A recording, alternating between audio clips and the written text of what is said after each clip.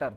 और देखिए जो नया चैप्टर आज हम पढ़ने वाले हैं, that is the heading, a proper heading, and the heading is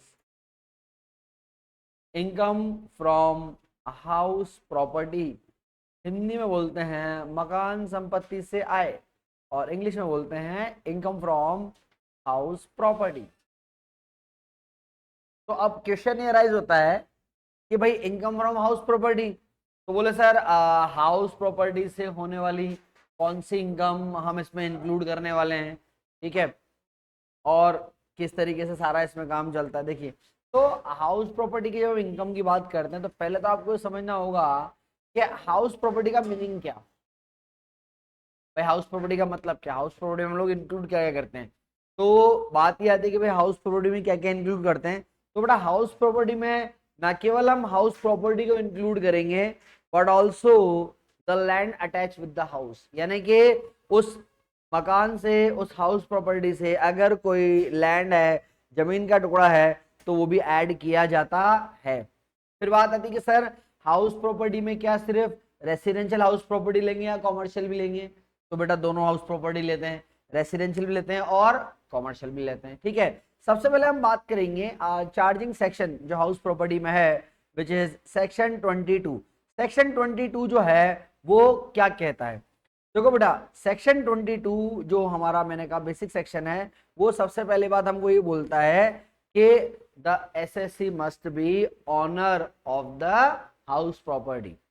यानी कि मान के चलिए कि मैं हाउस प्रॉपर्टी की अगर मेरी इनकम निकालना चाह रहा हूं, तो सबसे जरूरी क्या है कि वो हाउस प्रॉपर्टी मेरे नाम पे होनी चाहिए ना, मैं उसका ऑनर होना चाहिए।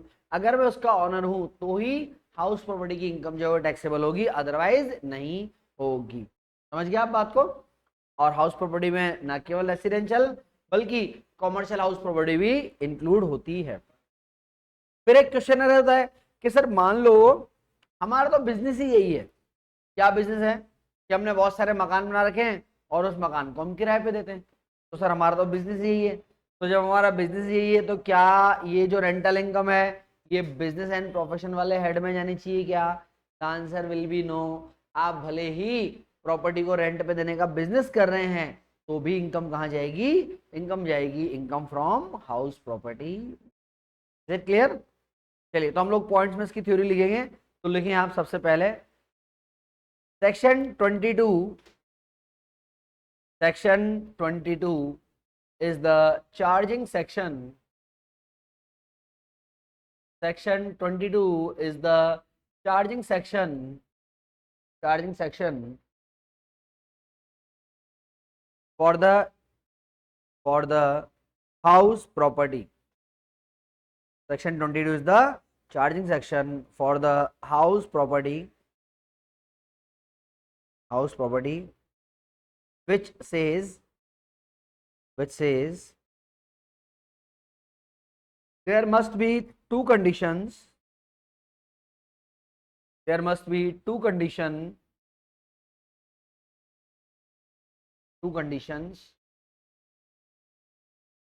for the income from house property. From the income from house property. तो भैया दो कंडीशन है। दो कंडीशन कौन कौन सी है, कौन कौन सी आपको बताई। एक तो number 1, there must be house property. एक तो पहली बात हाउस प्रॉपर्टी आपके पास होनी चाहिए। और नंबर 2, उसका ऑनर कौन होगा? Owner must be the assessee. जो पर्सन है वो कौन होना चाहिए? उसका ऑनर होना चाहिए। ठीक है, तो इसमें आप लिखें there must be a house property, there must be a house property, and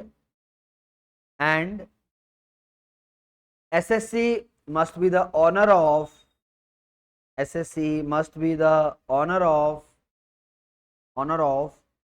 that house property. SSC must be the owner of that house property.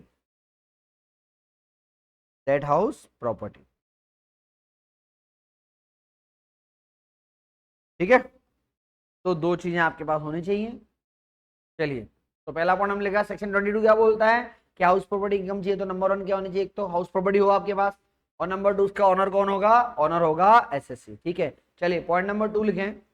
Point number 2, house property include, house property include include include not only the house property, house property include not only the house property but also but also also the land attached to this, the land attached to this, attached to this. It may be, it may be any shop, it may be any shop, godown, shop, godown, office, cinema hall, cinema hall, cinema hall, etc. etc. Bracket में लिखना may be, may be, may be with और without, with और without roof, with और without roof. मतलब ऐसा नहीं है कि वो उसमें जो प्रॉपर्टी के पास में चीज है उसमें छत लगी हुई है। मान लो आपका मकान है और जस्ट उसमें लगा हुआ स्विमिंग पूल आपने किराए पे दे रखा है, तो वो स्विमिंग पूल की इनकम भी किसमें आएगी? वो रेसिडेंशियल हाउस प्रॉपर्टी में जाएगी। या मान के चलो कोई स्टेडियम आपने बना रखा है पास में अटैच, हाँ ठीक है, तो वो भी हो सकता है। अरे मैं आपको बताऊं ना, जैसे टफ बनाते हैं बहुत से लोग, it is also one type of stadium. यार टफ में आप लोग क्रिकेट खेलते हो, है ना, तो वो क्या है? वो एक तरह का ओपन स्टेडियम ही तो है, और क्या है। हाँ, तो कुल मिला के गवर्नमेंट ने कहा भैया सब कुछ आ जाएगा इसमें। आपने कोई प्लेग्राउंड बना लिया, है ना, आपने कोई स्विमिंग पूल बना दिया मकान के साथ, तो वो इनकम भी किसमें आएगी? वो इसमें आएगी। ठीक है, चलिए अगला पॉइंट लिखें।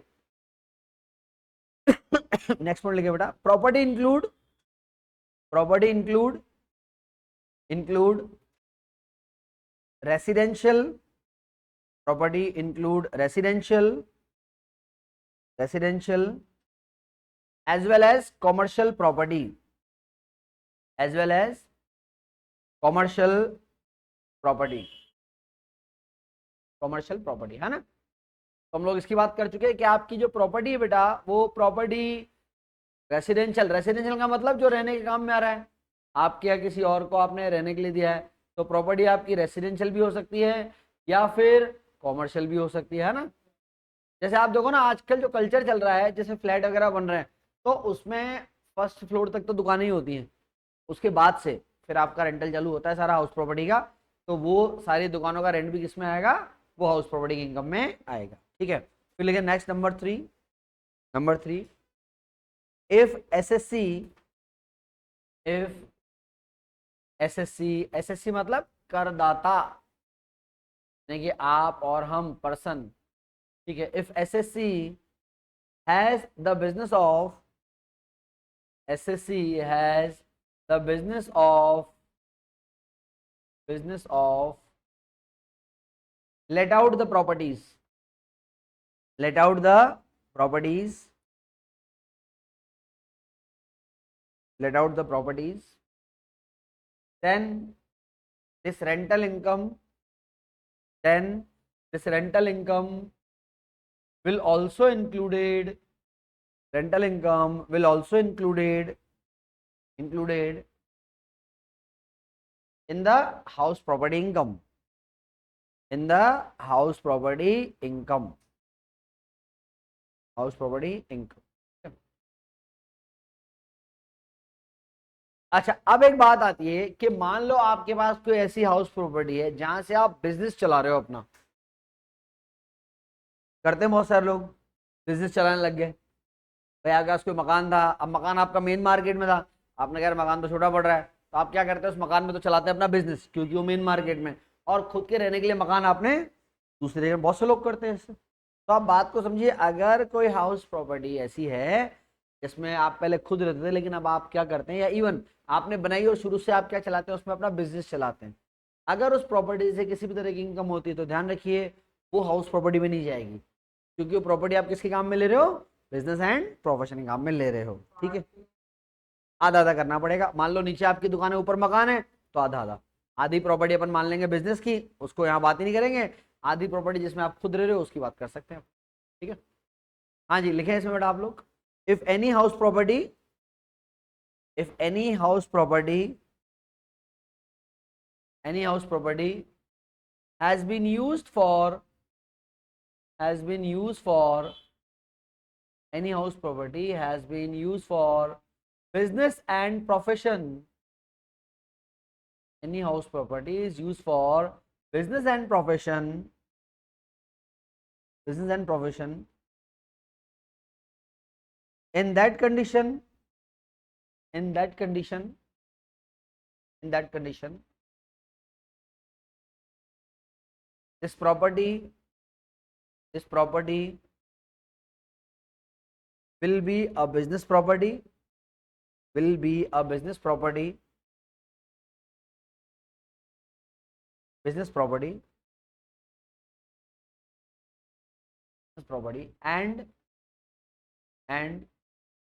any calculation will not to be done, any calculation will not to be done, will not to be done, not to be done in the heading house property, in the heading house property. अच्छा एक बात बताओ, आपकी house property London में है, Prince Charles के बगल वाला मकान आपका ही है, हाँ, तो भाई आप रहने वाले इंडिया के हैं, लेकिन आपकी हाउस प्रॉपर्टी कहाँ है, लंदन में है, यूएसए में है, हो सकती है।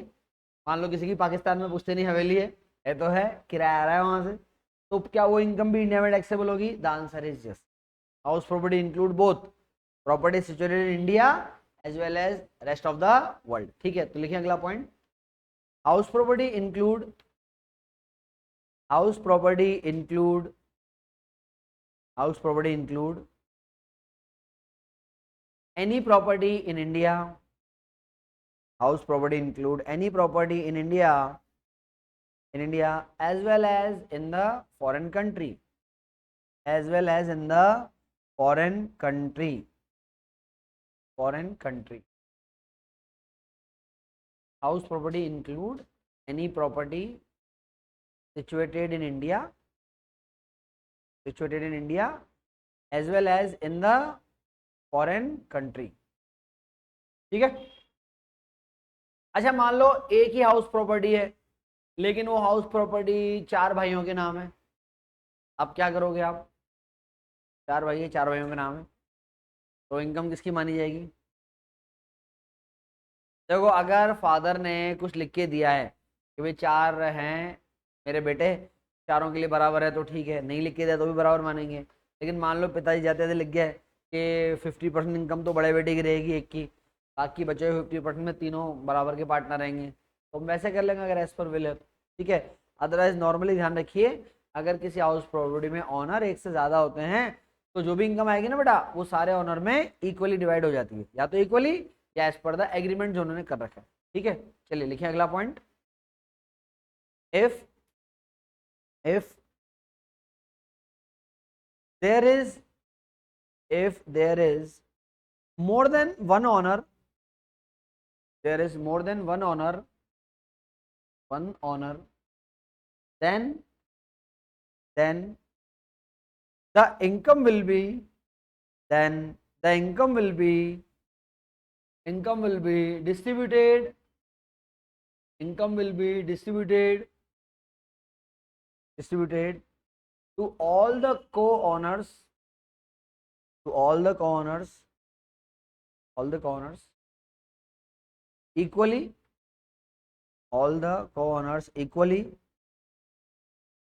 or as per the agreement, or as per the agreement, as per the agreement.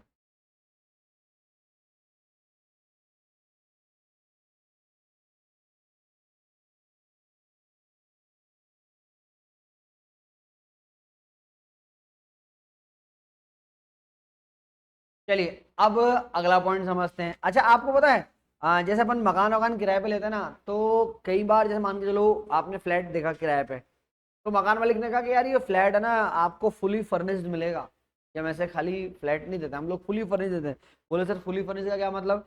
मान के चलो 3 BHK, तो वो बंदा बोल रहा है कि भाई देखो ऐसा है कि सारे कमरों में AC हम लगा के देंगे, किचन में वाटर प्यूरीफायर लगा हुआ है, फ्रिज बढ़िया लगा हुआ है, 2 कमरों में बड़े LED लगे हुए हैं, सोफा सेट वगैरह पलंग वलंग सब लगा हुआ है, कुछ नहीं लाना, तुम तो खाली अपने कपड़े उठा के ले आओ, और वो नहीं हो तो वो भी हम दे देंगे। ठीक, हाँ हाँ कपड़े तो कपड़े भी दे देंगे, बोलो तुम तो ऐसे आ जाओ घूमते फिरते।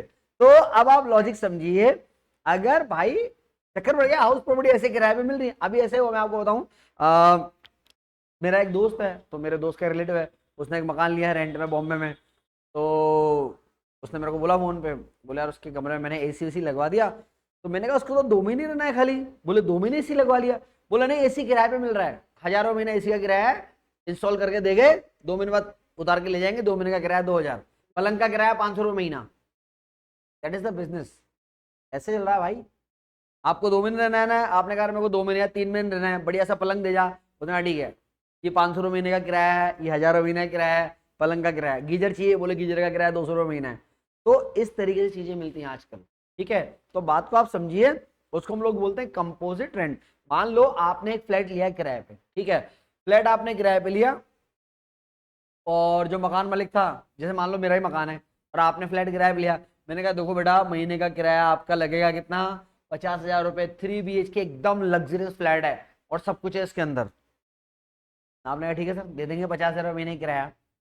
अब बात ये आती है बेटा कि ये जो 50,000 का किराया है, ये न केवल उस प्रॉपर्टी का है, लेकिन साथ साथ इसमें तो आपकी जो फैसिलिटीज हैं उनका किराया भी इंक्लूडेड है साथ में, सब कुछ है। मान लो मैंने कहा मैं तो जिम की मेंबरशिप भी ले रखी है यार, है ना, मैं तो जाता नहीं हूँ, तुम ही चल जाना जिम, और क्या वो भी फ्री है तुम्हारे लिए, कर लो। तो अब ऐसा है भाई कि 50,000 रुपये का रेंट है, ये हाउस प्रॉपर्टी का भी है और फैसिलिटी का भी है। तो आपको करना क्या पड़ेगा, आपको फैसिलिटी का किराया अलग निकालना पड़ेगा और हाउस प्रॉपर्टी का किराया अलग, इसको बोलते हैं कंपोजिट रेंट। 50,000 कंपोजिट रेंट है, आपने जो फैसिलिटी दी है उसका किराया अलग से निकालो और मकान का किराया अलग से निकालो। मान लो आप ये वैल्यूशन कर लेते हैं, आप बोलते हैं कि यार देखो मकान का किराया तो कितना बनेगा इसमें से 35,000, और जो फैसिलिटीज हैं उनका महीने का किराया कितना बन रहा है, 45,000 रुपये बन रहा है। समझ रहे हैं आप बात को? बोले सर ये कैसे पॉसिबल होगा? ये सब पॉसिबल होता है, ये हमारा टेंशन नहीं है, प्रैक्टिकली बात करें तो आपके क्वेश्चन में दिया रहता है। और नहीं तो मैं आपको बताता हूँ होता क्या है, आप जब बिल्डिंग में लेने जाते हो ना, तो आपको वहां ऐसे फ्लैट भी मिलते हैं अनफर्निश्ड, बोले सिर्फ 4 दीवारी और कुछ नहीं है, सामान अपना लाके लगाओ सारा। तो मान लो वैसा फ्लैट 35,000 का मिल रहा है, और आप जो फ्लैट दे रहे हो वो फुली फर्निश, वो कितने का है, 50,000 का। तो इसका मतलब ये हुआ ना कि यार 35,000 का तो खाली फ्लैट ही फ्लैट मिलता है, इसका मतलब फैसिलिटी का किराया कितना है, 15,000 है। तो अगर ऐसा केस आ जाता है बेटा, इसको कंपोजिट रेंट बोलते हैं, तो हाउस प्रॉपर्टी में इनकम कितनी जाएगी, 30,000। अब बात आती है, बोले सर ये 15,000 की इनकम भी तो है, बोले सर ये कहाँ जाएगी? तो ये मुझे देखना पड़ेगा, क्या देखना पड़ेगा बेटा, मान लो मेरा तो बिजनेस ही यही है, मैंने तो 10-15 फ्लैट खरीद रखे हैं और मेरा यही काम होता है इन चीजों को किराए पे देने का। तो ये 15,000 रुपये किराया है, क्योंकि मेरा काम है AC किराए पे देना, जैसे मैं अभी आपको बता रहा हूँ फ्रिज किराए पे देना। मान लो दूसरी मल्टी के लोग आते हैं कि सर वो AC किराए पे दे दो, मैंने कहा हो ले जाओ। तो अगर आप ये इस तरह की फैसिलिटी को रेंटल पे देने का काम करते हैं, तो इनकम किस में जाएगी, profit and gain from business and profession, जो तीसरे नंबर का हेड होता है वहां जाती है। लेकिन आपने कहा कि सर मेरा ऐसा कोई बिजनेस नहीं, मेरा तो इकलौता फ्लैट है और मैंने तो खाली इसी में ये फैसिलिटी दे रखी है, तो ये फैसिलिटी का जो किराया आपको मिल रहा है ये जाएगा इनकम के 5वें हेड, यानी कि income from other sources. Clear हो गया पॉइंट? तो आपको किराया मिला कंपोजिट, अलग अलग करो, हाउस प्रॉपर्टी का कितना और फैसिलिटी का कितना। जो हाउस प्रॉपर्टी का है वो हाउस प्रॉपर्टी में चल जाएगा, जो फैसिलिटी का है वो डिपेंड करता है कि नेचर क्या है बिजनेसमैन का। अगर उसका काम ही ये है तो इनकम PGPP में। उसने कहा सर मेरा काम नहीं है, मेरा तो ये एक फ्लैट है खाली, इसके लिए मैं ये काम कर रहा हूँ, तो सिंगल फ्लैट के लिए आप ये काम कर रहे हैं, तो ये जो रेंट का 15,000 है किस में जाएगा, ये जाएगा इनकम फ्रॉम अदर सोर्सेज में। बोलो भाई समझ में आ गई ये बात? चलो लिखो अब इसमें आप लिखें, when we receive when we receive composite rent when we receive composite rent oblique mixed rent where the rental amount where the rental amount include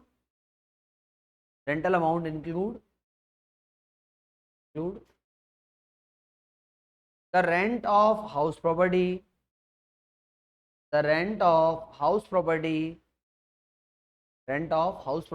as well as the rent of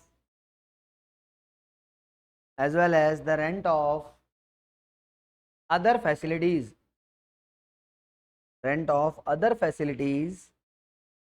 in that condition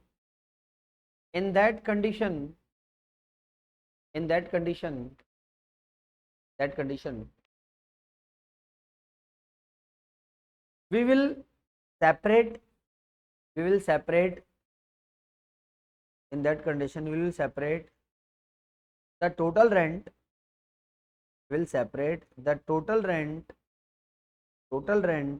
into two parts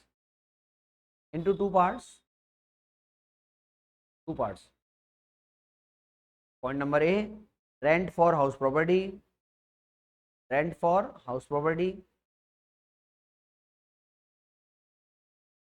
point number B, rent for facilities.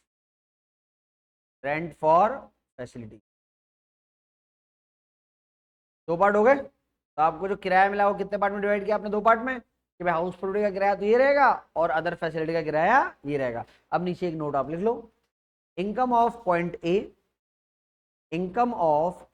A will be taxable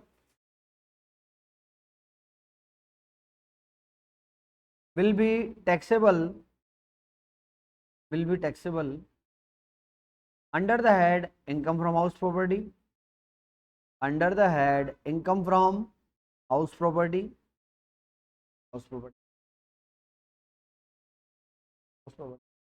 and the income of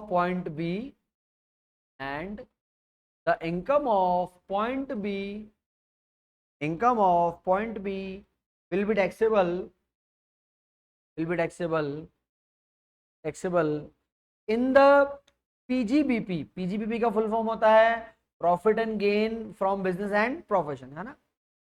तो हमारा अगला head रहेगा in the head PGBP और under the head income from house property,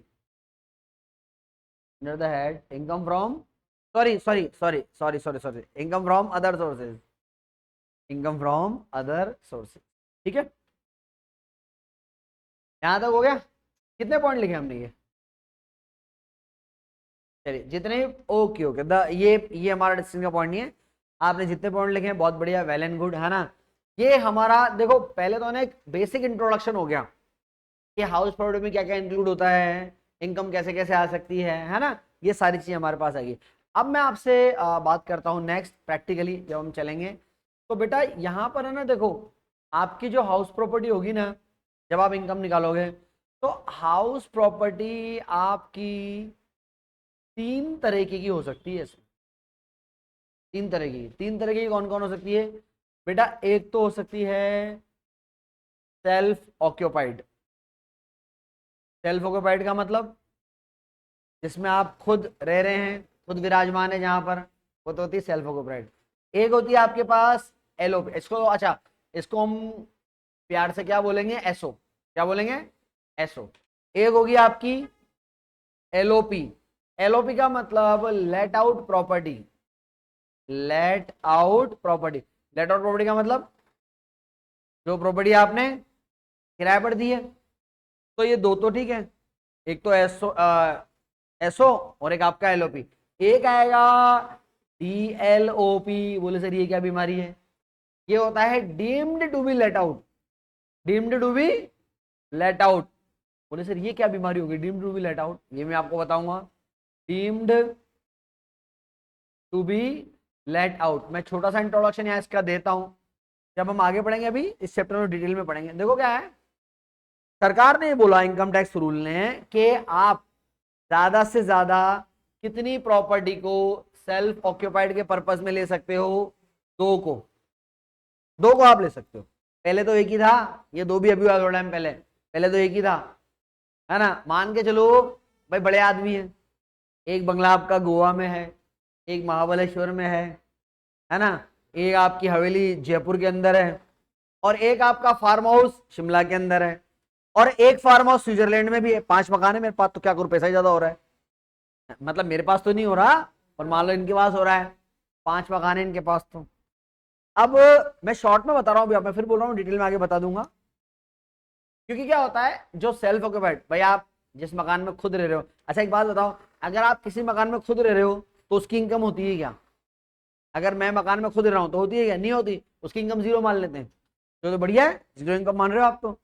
तो पता है SSC क्या चाहता है? एसएससी चाहता है कि मुझे ज्यादा से ज्यादा मकान क्या मानने को मिल जाए, सेल्फ ऑक्यूपाइड। लेकिन भारत सरकार ने कहा, इनकम टैक्स का नहीं बेटा, कितने मकान? 2। अब मान लो कोई कह रहा है कि सर देखो दिन महीने साल गुजरते जाएंगे, और सर मेरा तो नेचर है, मैं सर 2 महीने तो गोवा में रहता हूँ, 3 महीने महाबलेश्वर में पड़ा रहता हूँ, 2 महीने स्विट्जरलैंड चला जाता हूँ, 1 महीने वो जयपुर वाली हवेली में चले जाता हूँ, और कभी कभी मन करता है तो कश्मीर की वादियों में घूम जाता हूँ। मैं तो, मेरा तो हर जगह मकान है। तो सर मेरे तो 6 मकान है, मान लो कि सर 6 के 6 मकान में तो सेल्फ ऑक्यूपाइड रखता हूँ। तो बोले सर आप जैसे 2 महीने कहीं रहते हो, बाकी 10 महीने? बोले चौकीदार रहता है वहां।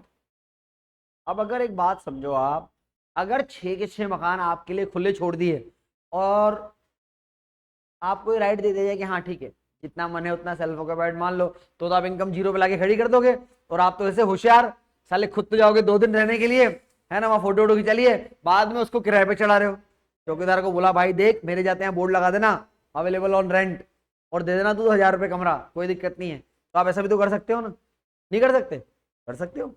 तो आप इनकम टैक्स में मैनिपुलेशन नहीं कर पाओ, इसलिए इनकम टैक्स मान लो अगर आपके 6 मकान है, और आप प्रैक्टिकली बोल रहे हो अरे सर कसम खा रहा हूँ मम्मी की 2 मकान में रहता हूँ, है ना, या यूं मान के आप बोले सर मैं तो 6 मकान में रहता हूँ लेकिन 2-2 महीने रहता हूँ सब में, तो भी इनकम टैक्स वाले पता है क्या बोलेंगे कि सर आप 6 में से कोई से भी 2 मकान क्या मान लो, सेल्फ ऑक्यूपाइड, बाकी 4 को तो हम क्या मानेंगे, deemed to be let out. हम मानेंगे कि आपने मकान किराए पे किया है, फिर भी मानेंगे हम, तो रूल है तो अब आप समझ रहे हैं बात को। देखो मकान कितने हैं? 6।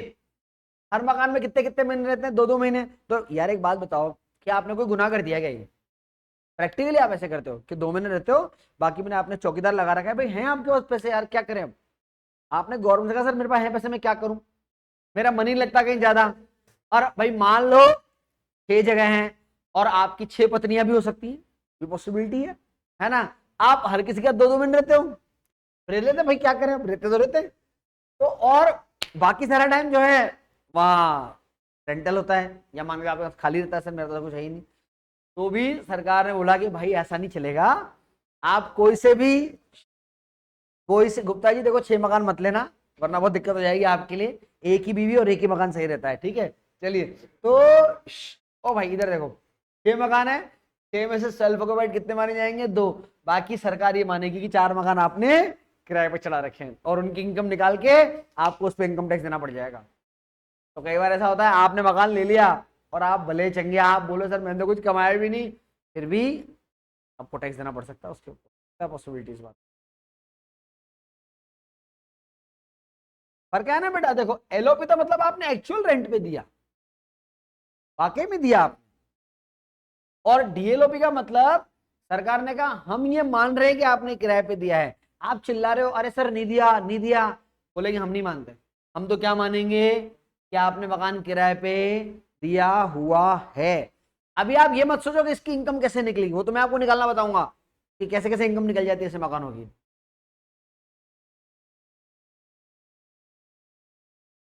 देखो उसका रीजन है, आप लॉजिक समझिए। मान लो आपका मकान एलओपी में जाए, आपका मकान जैसलमेर में लड़ाई चल रही है वहां पे, अब क्या करें, नहीं जा रहा मकान किराए पे।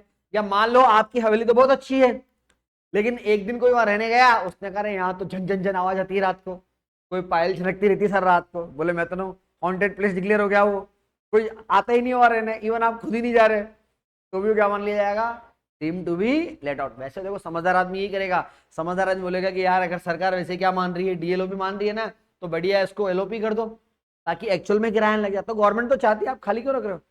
मोदी जी का क्या विजन था, 2022 में सबके पास मकान हो, और तुम साले नेता 6 मकान रोक के बैठे हो, किराए पे दो, लोगों को रहने के लिए दो। तो 3 तरह की हाउस प्रॉपर्टी हम पढ़ेंगे। एक तो कौन सी होगी, सेल्फ ऑक्यूपाइड, जो आप खुद के काम में लेते हैं। एक होगा लेट आउट, यानी कि जो आपने किराए पे दे रखी है। और एक क्या होगा, deemed to be let out, आपने किराए पे दी तो नहीं है, लेकिन हम ये मान लेंगे कि आपने प्रॉपर्टी किराए पे दी हुई। समझ में आई बात? कॉपी कर लो डायग्राम फटाक से। हाँ, मुझे 6 पत्नियों के, पागल है कि एक में आधा गंजा हो गया, 6 में तो पता नहीं क्या होगा मेरा, पूरा ही टकला हो जाऊंगा मैं, तो चांद हो जाऊंगा फिर तो यार। देखो भैया, बीवी एक ही अच्छी होती है। क्यों? लॉटरी में बीवी मिल रही है आजकल तो? नहीं नहीं नहीं नहीं नहीं नहीं नहीं, 6 मकान क्या, मेरा तो प्रैक्टिकली कोई मकान ही नहीं है यार, 6 मकान की बात कर रहे हो? सब मुंह में आया यार, तो सब मुंह में आया है, मेरा कुछ भी नहीं है। मेरा क्या है, मेरा क्या, मेरा कुछ भी नहीं है यहाँ पे। हाँ जी, कॉपी कर लिया ये।